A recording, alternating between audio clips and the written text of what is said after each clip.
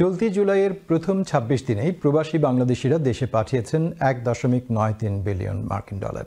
সর্বোচ্চ রেমিটেন্স প্রেরণকারী দেশের মধ্যে ব্রিটেন চতুর্থ অবস্থানে রয়েছে। বিশ্লেষকদের মতে হুন্ডি প্রতিরোধে কার্যকর পদক্ষেপ ও রাজনৈতিক স্থিতিশীলতা প্রবাসীদের আস্থা ফিরিয়ে আনায় বেড়েছে রেমিটেন্স প্রবাহ। আরও তথ্য জানাচ্ছেন ফয়সল মাহমুদ, ক্যামেরায় ছিলেন রেজাউল করিম মৃধা। জুলাইয়ের অভ্যুত্থানের পর রাজনৈতিক অস্থিরতা না কাটলেও প্রবাসী বাংলাদেশিদের মধ্যে রেমিটেন্স পাঠানোর প্রবণতা বৃদ্ধি পেয়েছে। বাংলাদেশ ব্যাংকের হালনাগাদ তথ্য অনুযায়ী চলতি জুলাই মাসে প্রবাসীরা প্রায় ২.৭৫ বিলিয়ন মার্কিন ডলার বাংলাদেশে প্রেরণ করেছেন, যা বিগত বছরের মধ্যে সর্বোচ্চ। আর ২০২৪ এবং ২৫ সালে প্রবাস থেকে ৩০,৩২৭ মিলিয়ন ডলার প্রবাসীরা রেমিটেন্স পাঠিয়েছেন।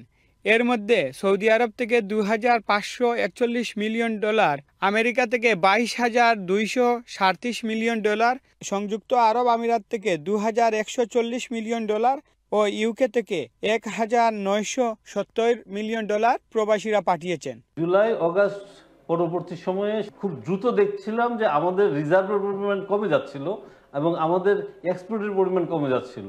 বাট বর্তমান পরিস্থিতিতে IMF, ওয়ার্ল্ড ব্যাংকের ডাটা এবং কেন্দ্রীয় ব্যাংকের ডাটা বলছে আমাদের রিজার্ভ বাড়ছে এবং আমাদের এক্সপোর্টের পরিমাণ বাড়ছে।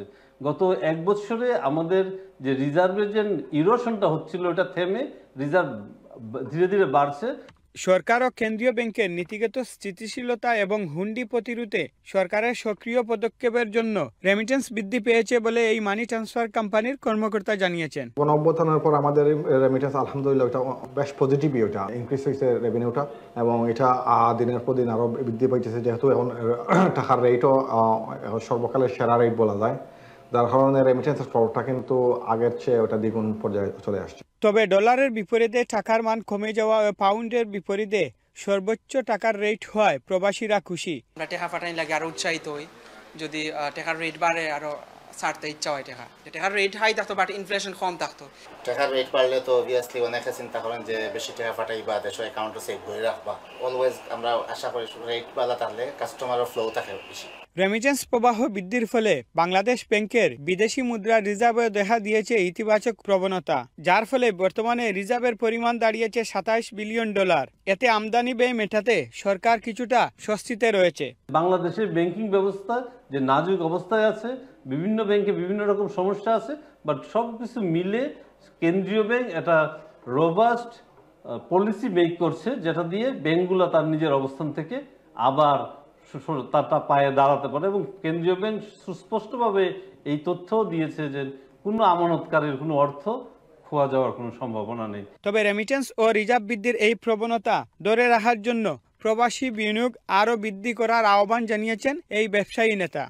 এন্টারপ্রেনার যারা তাদের টাইম কম, ব্রেইনের মধ্যে আইডিয়া গিজ করে, তারা চায় যে ইজি অপশন থাকবে, এখানে তারা তাদের আইডিয়াগুলো ইমপ্লিমেন্ট করবে। বাংলাদেশে হচ্ছে গিয়ে উল্টা, আপনি ব্যুরোক্রেটিক প্রসেসে যুদ্ধ করতে করতে আপনি অনেকটা ক্লান্ত, অবিশ্রান্ত, এই অবস্থায় গিয়ে আপনি রেডি হবেন বিজনেস স্টার্ট করার জন্য।